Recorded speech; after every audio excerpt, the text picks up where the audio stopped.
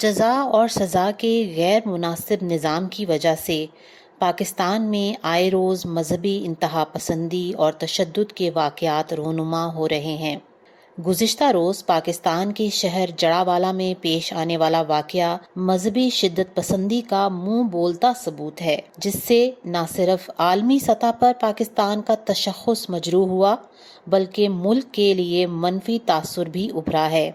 پاکستانی تاریخ اس سے پہلے بھی پیش آنے والے مذہبی انتہا پسندی کے بہت سے واقعات اپنے اندر دفن کیے ہوئے ہے۔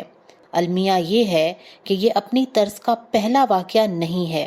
اس سے پہلے سیالکوٹ کی فیکٹری پر سری لنکن مینیجر کو توہین مذہب کے نام پر جلا دیا گیا۔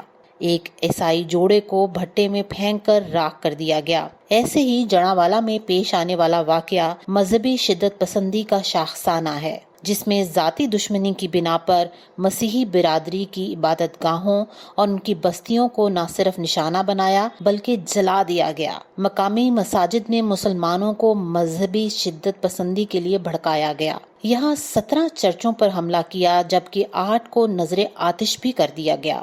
ایسے پرتشدد واقعات کی وجہ سے 2021 میں یورپین یونین نے پاکستان کے J+ سٹیٹس پر بھی نظر ثانی کی قرارداد منظور ہو چکی ہے۔ پنجاب پولیس کے مطابق 220 افراد پر مقدمہ درج ہے جبکہ 200 افراد کو گرفتار کر کے تفتیش کا آغاز کر دیا ہے۔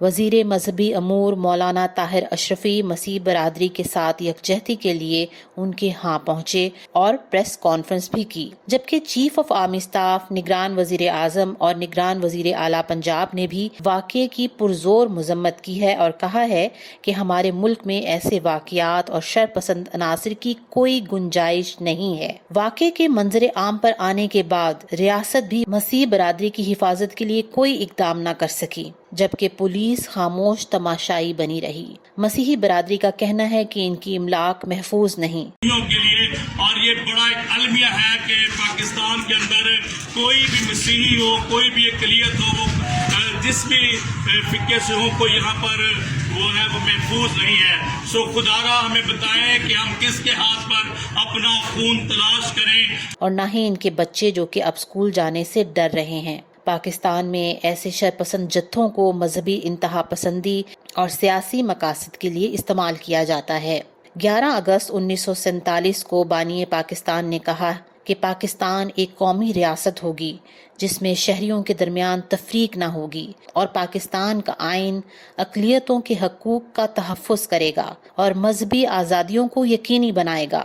ایسے واقعات کا حل آئین میں بھی موجود ہے اور ریاست بھی اقلیتوں کے حقوق کی ذمہ دار ہے۔ ریاست کو اپنے نظام تعلیم کے ذریعے نوجوان نسل کو سمجھانا ہوگا کہ نہ تو سندھ کے ہندو ہندوستان سے آئے ہیں اور نہ ہی پنجاب کے مسیح برطانیہ سے آئے ہیں، بلکہ سب اس دھرتی کے بیٹے ہیں اور ریاست ماں کی طرح ہوتی ہے۔